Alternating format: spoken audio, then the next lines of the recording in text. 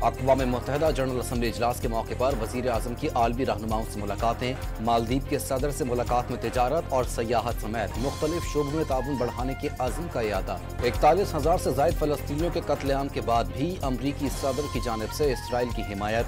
Gaza की सूरत हाल पर भी इज़हार तशवीश।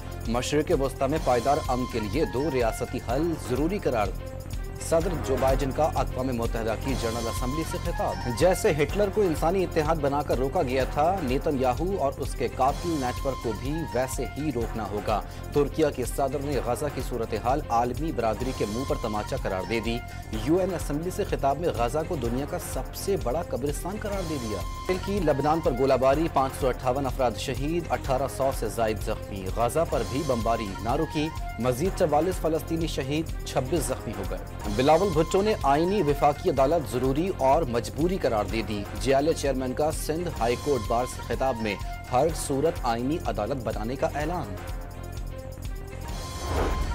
पेशावर में नासिर बाग पुलिस स्टेशन की चौकी पर दहशतगर्दों का हमला, फायरिंग का तबादला जारी। पुलिस ने इलाके को घेरे में ले लिया।